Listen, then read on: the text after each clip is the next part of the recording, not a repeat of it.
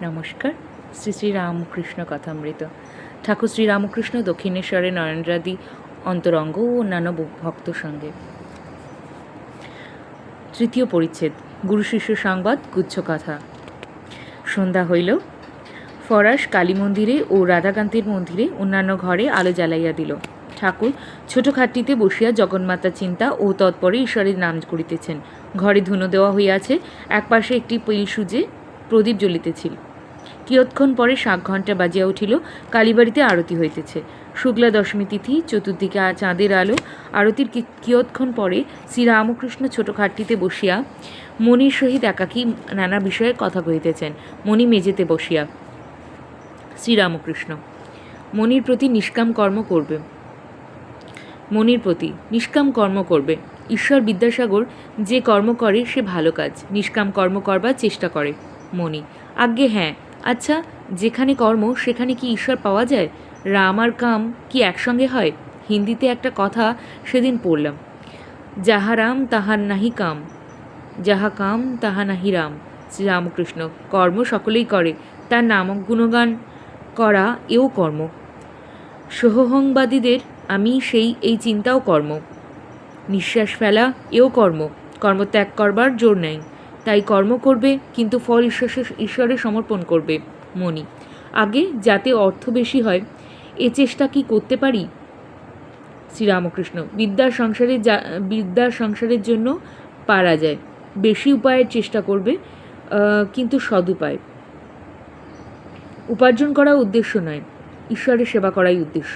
টাকাতে যদি ঈশ্বরের সেবা হয় তো সে টাকায় দোষ নেই। মণি: আজ্ঞে পরিবারদের উপর কর্তব্য কতদিন? শ্রীরামকৃষ্ণ: তাদের খাওয়া পড়ার কষ্ট না থাকে, কিন্তু সন্তান নিজে সমর্থ হলে আর তাদের ভার লওয়ার দরকার নেই। পাখির ছানা খুঁটে খেতে শিখলে আবার মায়ের কাছে খেতে এলে মা ঠক্কর মারে। মণি: কর্ম কতদিন করতে হবে? শ্রীরামকৃষ্ণ: ফল লাভ হলে আর ফুল থাকে না। ঈশ্বর লাভ হলে কর্ম আর করতে হয় না, মনও লাগে না। মাতাল বেশি মদ খেয়ে হুঁশ রাখতে পারে না, 2 আনা খেলে কাজকর্ম চলতে পারে। ঈশ্বরের দিকে যতই এগোবে ততই তিনি কর্ম কমিয়ে দেবেন, ভয় নাই। গৃহস্থের বউ অন্তঃসত্ত্বা হলে শাশুড়ি ক্রমে ক্রমে কর্ম কমিয়ে দেয়। 10 মাস হলে আদপে কর্ম করতে দেয় না। ছেলেটি হলে ওইটিকে নিয়েই নাড়াচাড়া করে। যে কটা কর্ম আছে সে কটা শেষ হয়ে গেলে নিশ্চিন্ত। গৃহিণী বাড়ির রাধা বাড়া আর কাজকর্ম সেরে যখন নাইতে গেল তখন আর ফেরে না, তখন ডাকাডাকি করলেও আর আসবে না। মণি: আগে ঈশ্বর লাভ এর মানে কি? আর ঈশ্বর দর্শন কাকে বলে, আর কেমন করে হয়? শ্রীরামকৃষ্ণ: বৈষ্ণবরা বলে যে ঈশ্বরের পথে যারা যাচ্ছে আর যারা তাকে লাভ করছে তাদের থাকো আছে। প্রবর্তক, সাধক, সিদ্ধ আর সিদ্ধের সিদ্ধ। যিনি সবে পথে উঠেছেন তাকে প্রবর্তক বলে। যে সাধন ভজন করছে, পূজা জপ ধ্যান নাম গুণকীর্তন করছে, সে ব্যক্তি সাধক। যে ব্যক্তি ঈশ্বর আছেন বোধ করেছে তাকে সিদ্ধ বলে। যেমন বেদান্তের উপমা আছে, অন্ধকার ঘর, বাবু শুয়ে আছে, বাবুকে একজন হাতড়ে হাতড়ে খুঁজছে, একটা কৌচে হাত দিয়ে বলছে এ নয়, জানলায় হাত দিয়ে বলছে এ নয়, দরজায় হাত দিয়ে বলছে এ নয়, নেতি নেতি নেতি। শেষে বাবুর গায়ে হাত পড়েছে, তখন বলছে ইহো, এই বাবু, অর্থাৎ অস্থি বোধ হয়েছে। বাবুকে লাভ হয়েছে, কিন্তু বিশেষ রূপে জানা হয় নাই। আর এক থাকো আছে, তাকে বলে সিদ্ধের সিদ্ধ। বাবুর সঙ্গে যদি বিশেষ আলাপ হয় তাহলে আর এরকম অবস্থা। যদি ঈশ্বরের সঙ্গে প্রেম ভক্তির দ্বারা বিশেষ আলাপ হয়, যে সিদ্ধ সে ঈশ্বরকে পেয়েছে বটে। যিনি সিদ্ধের সিদ্ধ তিনি ঈশ্বরের সঙ্গে বিশেষ রূপে আলাপ করেছেন, কিন্তু তাকে লাভ করতে হলে একটা ভাব আশ্রয় করতে হয়। শান্ত, দাস্য, সখ্য, বাৎসল্য আর মধুর। শান্ত ঋষিদের ছিল, তাদের অন্য কিছু ভোগ করবার বাসনা ছিল না। যেমন স্ত্রীর স্বামিত্বের নিষ্ঠা, সে জানে আমার প্রতি কন্দর্প।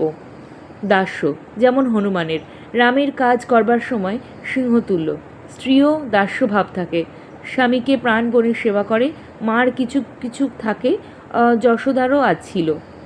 সখ্য বন্ধুর ভাব, এসো কাছে এসো, বসো। শ্রী দামাদি কৃষ্ণকে শ্রীদামাদি কৃষ্ণকে কখন এঁটো ফল খাওয়াচ্ছে, কখনো ঘাড়ে চড়ছে বাৎসল্য। যেমন যশোদার স্ত্রীও কতকটা থাকে, স্বামীকে প্রাণ চিরে খাওয়ার, ছেলেটি পেট ভরে খেলে তবেই মা সন্তুষ্ট। যশোদা কৃষ্ণ খাবে বলে ননি হাতে করে বেড়াতেন। মধুর, যেমন শ্রীমতীর স্ত্রীরও মধুর ভাব। এ ভাবের ভিতর সকল ভাবই আছে, শান্ত দাস্য সখ্য বাৎসল্য। মণি, ঈশ্বরকে দর্শন কি এই চক্ষে হয়? শ্রীরামকৃষ্ণ, তাকে চর্মচক্ষে দেখা যায় না। সাধনা করতে করতে একটি প্রেমের শরীর হয়, তার প্রেমের চক্ষু, প্রেমের কর্ণ, সেই চক্ষে তাকে দেখে, সেই কর্ণে তার বাণী শোনা যায়, আবার প্রেমের লিঙ্গজনী হয়। এই কথা শুনিয়া মণি হাহ করে হাসিয়া ফেলিলেন। ঠাকুর বিরক্ত না হইয়া আবার বলিতেছেন, শ্রীরামকৃষ্ণ, এই প্রেমের শরীরে আত্মার সহিত রমণ হয়। মণি আবার গম্ভীর হইলেন। শ্রীরামকৃষ্ণ, ঈশ্বরের প্রতি খুব ভালোবাসা না এলে হয় না, খুব ভালোবাসা এলে তবেই তো চারিদিক ঈশ্বরময় দেখা যায়। খুব নেবা হলে তবেই চারিদিক হলদে দেখা যায়। তখন আবার তিনিই আমি, এটিই বোধ হয়। মাতালের নেশা বেশি হলে বলে আমিই কালী। গোপীরা প্রেমোন্মত্ত হয়ে বলতে লাগলো আমিই কৃষ্ণ। তাকে রাত দিন চিন্তা করলে তাকে চারিদিকে দেখা যায়। যেমন প্রদীপের শিখার দিকে একদৃষ্টে চেয়ে থাকো, তবে খানিকক্ষণ পরে চারিদিকে শিখাময় দেখা যায়। প্রণাম ঠাকুরমা, স্বামীজি, নমস্কার।